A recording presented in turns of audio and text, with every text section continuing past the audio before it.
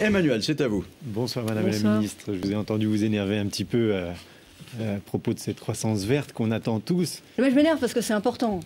mais qui va demander quelques années. Et effectivement, comment vous faites à ce poste pour gérer le court terme, qui effectivement est souvent électoraliste, et puis le long terme, qui demande des investissements dans un premier temps avant de rapporter? Comment vous faites dans ce gouvernement pour mettre en avant des enjeux qui vont porter dans 15 ans? Vous avez mis le doigt sur la très grande difficulté et en même temps le caractère passionnant de ce ministère, qui est qu'on a à la fois des crises tout le temps. C'est le ministère des crises, on rattrape des balles tout le temps. Ce week-end, il y avait l'affaire de la SNCF, on a la grève des ports, Olivier Mazerolle en parlait, on a des sujets logements importants en ce moment, on en a moins parlé, mais on pourrait en dire un mot aussi. Et puis en même temps, il faut travailler sur le long terme. Sur la prise en compte des enjeux environnementaux et sur la grande transformation de notre société qui doit nous permettre, par exemple, de bénéficier des emplois verts. Il faut réussir à faire les deux en même temps. Mais vous êtes écouté par vos collègues? Oui, et moi je pense que c'est pas schizophrène, c'est-à-dire que c'est parce qu'on a conscience des enjeux de long terme et qu'on est dans les urgences en même temps qu'on fait du bon boulot. Je vous donne un exemple. On travaille beaucoup sur l'urbanisme, sur la réforme de l'urbanisme de projet avec Benoît Apparu.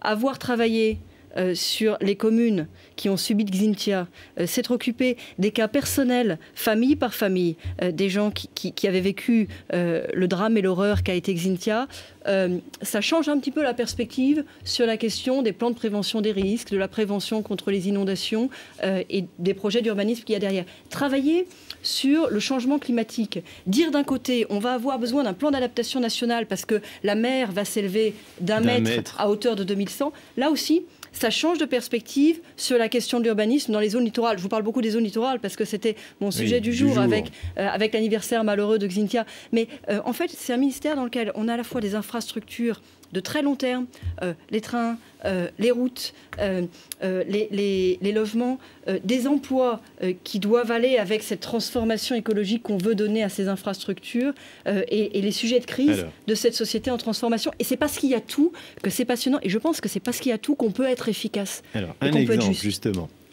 L'énergie photovoltaïque. Donc, dans le Grenelle de l'environnement, on a aidé les gens à s'équiper en panneaux solaires.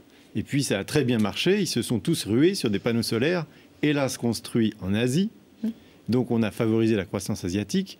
Pourquoi on n'a pas anticipé le fait que nous n'avions pas de matériel français compétitif à ce moment-là? Est-ce que gouverner ne sait pas prévoir? Dans ce cas-là, on n'a pas prévu. Du coup, on était obligé de tout arrêter en catastrophe. Oui, on a dû réajuster. Comme tous les pays européens, ça ne nous est pas particulier. Rétrospectivement, on aurait préféré faire autrement et avoir tout de suite le bon système bien calibré. Encore une fois, ça ne nous est pas particulier. Hein. L'Espagne, l'Angleterre qui a mis l'année dernière en place un système de rachat et qui en fait se pose la question de revenir sur des appels d'offres. Tout le monde en fait est en train de revoir son système de soutien en photovoltaïque. Pourquoi? Parce que le prix des panneaux, notamment du fait des panneaux asiatiques, a baissé de 45%. Donc tous les systèmes de soutien ont été bousculés. Maintenant, je pense que notre système de soutien atteignait ses objectifs en termes de volume et les dépassait très largement. 1000 mégawatts, 1100 mégawatts en 2012, 5400 en 2020. On était en train de tout dépasser. Il n'y a pas de problème, on sera très au-dessus. Mais en revanche, il n'atteignait pas ses objectifs ni en termes industriels, ni en termes environnementaux. Du côté du terrain environnemental, par exemple, je crois que ce n'était pas bien que rien ne soit prévu en termes de recyclage des panneaux solaires et que rien ne soit prévu en termes de démantèlement des centrales au sol. C'est des infrastructures, je veux dire, c'est des choses considérables. Rien de prévu en termes de démantèlement des centrales au sol. Et du côté industriel, on a des capacités, on a des brevets, on a des choses dans le solaire sophistiqué. Or, notre système de soutien ne fléchait pas assez vers le solaire sophistiqué, en quelque sorte le solaire de nouvelle génération, et donc laisser la place, en fait, à ces panneaux peu chers asiatiques. Bon, il fallait remettre tout ça d'équerre.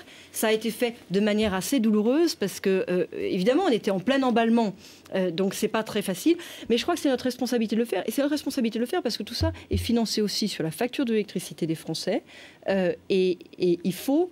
Je crois que c'est normal, je crois que c'est bien, mais il faut aussi que l'argent des Français serve à créer de l'emploi en France. C'est important. À côté de la facture d'électricité, il y a la facture de gaz. Or, nous avons trouvé en France, notamment dans le Larzac, des gisements de gaz de schiste, qui est un gaz un peu particulier puisqu'il est mélangé à la pierre et qui demanderait pour son extraction qu'on ravage le paysage et qu'on projette des produits chimiques dans le sous-sol, quitte à disons, à flétrir les nappes phréatiques. Alors, est-ce qu'on va se passer de ce gaz et payer toujours plus cher le gaz que nous achetons aux Algériens ou aux Russes? Pardon, mais c'est un raccourci un peu rapide. On ne sait pas vraiment s'il y a du gaz de schiste dans les Causses et dans les Cévennes. Et d'ailleurs, il n'y a aucune exploitation qui est prévue. Il y a des permis d'exploration pour savoir... Il y a des ministères où on nous dit qu'il y en a pour 20 à 50 ans d'indépendance de la France. Potentiellement, personne ne sait exactement ce qu'il y a en dessous. Bon, c'est l'objet des permis d'exploration, d'ailleurs. C'est que des sociétés aillent voir s'il y a ou s'il n'y a pas. Aujourd'hui, ce qui se passe, c'est qu'on voit la façon dont s'est développée l'exploitation aux États-unis. C'est terrible. Et là, ça ne fait pas envie. Il faut être clair, ça ne fait pas envie. À la fois en termes paysagers, multiplication de pluie, en termes de risques, des risques pour les nappes phréatiques, des risques pour la qualité de l'environnement à travers les produits chimiques qui sont mis dans tout ça.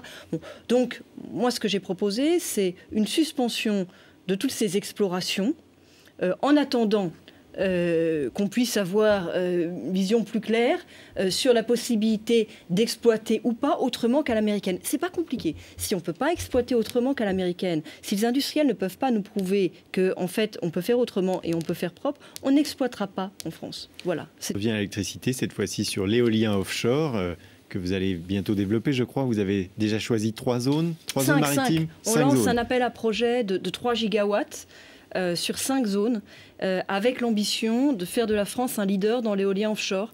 Parce que un leader mondial ? Oui, je le disais, en fait, pour moi, le Grenelle de l'environnement, c'est aussi des emplois verts. C'est peut-être d'abord des emplois verts, y compris des emplois industriels. Je veux dire, l'environnement, c'est pas forcément des services. Vous voulez dire que les éoliennes, on va bien les construire en France, avec des ouvriers français. Oui. Et je veux dire, on a vraiment des avantages compétitifs pour ça. L'éolien offshore, c'est en train de se développer. On n'arrive pas en retard sur un marché qui existe déjà. On a toutes les compétences en matière de turbines, en matière de matériaux composites, de calcul des résistances. On a les ports qui vont bien, on a les chantiers navals qui permettent aussi de construire des bateaux de pose, et on peut, à partir de nos ports, exporter ces éoliennes offshore. J'ajoute que du point de vue naturel, on a un plateau continental. Tous les pays n'ont pas la chance d'avoir un plateau continental. Parfois, ça tombe à pic. On a un plateau continental qui nous permet d'avoir des champs d'éoliennes offshore loin, entre 15 et 20 km, donc avec pas de nuisance paysagère sur la côte, et en même temps une éolienne pas trop profonde. Est-ce que c'est rentable ? C'est beau. C'est comme toutes les énergies renouvelables. Au début, au moment de lancer, ça coûte plus cher. Ça coûte plus cher que le kilowatt nucléaire. Et c'est pour ça que ça coûte un peu sur ce qu'on appelle la CSPE, la contribution pour charge de service public. Vous la voyez en bas de votre facture d'électricité. Moi, je crois que c'est légitime. On a besoin des énergies renouvelables. Et c'est bien de la développer comme ça. C'est bien, je crois, qu'il faut... Mais simplement pour que ce soit légitime, il faut qu'il y ait aussi derrière de la croissance verte, de l'emploi en France. C'est pour ça qu'on regarde sur le photovoltaïque. Je vous entends, on a besoin d'un ministre de l'écologie pour 40 ans et pas pour 1 an. Oui, enfin, attendez, il y a des élections. Oui, donc elle n'est pas pour le remaniement de la téléconcession motorisée, bien qu'elle vienne ici. Vous voulez qu'on installe une grande tyrannie, une grande tyrannie de 40 ans. Vous voulez, c'est très sympa, mais je crois que ça ne va pas se passer. Bien qu'elle vienne ici à chaque fois qu'il y a un remaniement. Mais enfin, bon. Mais il y a un truc, je ne sais pas si je vous porte chance ou je vous porte la pointe, vous pouvez prendre comment vous voulez, mais il y a un truc. Là, on va marquer une pause.